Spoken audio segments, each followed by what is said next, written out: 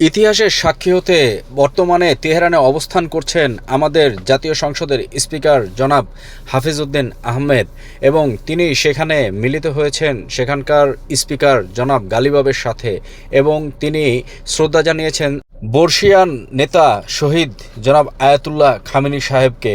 আর সেখানে তিনি মিলিত হয়েছেন সেখানকার প্রেসিডেন্ট মাসুদ পেজেশকিয়ান এবং গালিবাবের সাথে বসে একান্ত বৈঠকে তিনি এই কর্মের নিন্দা জানিয়েছেন।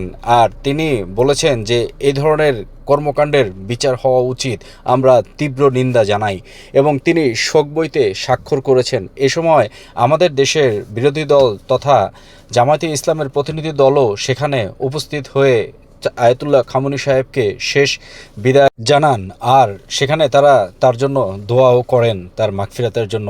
আর এখানে একান্ত বৈঠকে মিলিত হন দুই স্পিকার আর তাকে আমন্ত্রণ জানানো হয় ঢাকা সফরের।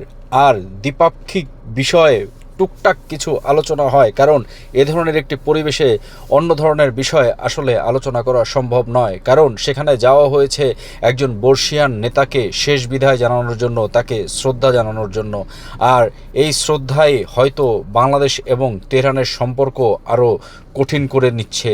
আলহামদুলিল্লাহ, এই সম্পর্কে বন্ধুত্বের যে হাত বাড়ানো হয়েছে আর এই জিনিসটাই যেন সর্বশেষ পর্যন্ত থেকে যায়, সেটাই কামনা করছেন এই দুই নেতা। আর পর্যায়ক্রমে তাদের আজকের এই শেষ বিদায়ের অনুষ্ঠানটি শেষ হওয়া আগ পর্যন্ত তারা সেখানে অবস্থান করবেন আর ইতিহাসের সবচেয়ে বড় এই অনুষ্ঠানের সাক্ষী হবেন ইনশাআল্লাহ।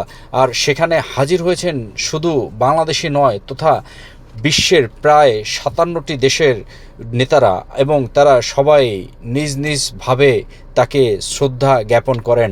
এখানে আয়াতুল্লাহ খামেনি সাহেবের ফ্যামিলি, তার ছোট যে নাতনি তথা সকলেরই দেহাবশেষ ওখানে উপস্থিত করা হয় জনসম্মুখে। কিন্তু একটি প্রশ্ন জেগে ওঠে যে এতদিন পর্যন্ত তাদেরকে কোথায় রাখা হয়েছিল, কিভাবে রাখা হয়েছিল। অনেক গুঞ্জনে বলা হয় যে এই অবস্থায় যুদ্ধরত দেশে যদি জানাজার আয়োজন করা হতো তাহলে সেক্ষেত্রে সেখানে আরও বেশি ধরনের অনাকাঙ্ক্ষিত ঘটনা ঘটে যেতে পারত। যার কারণেই পরিস্থিতি যখন অনুকূলে এসেছে তখনই তারা এই আয়োজন করেছে। আর সেখানে হাজির হয়েছে বিশ্ব নেতারা এবং একে একে শ্রদ্ধা জানিয়েছে এই বর্ষিয়ান নেতার ফ্যামিলিকে।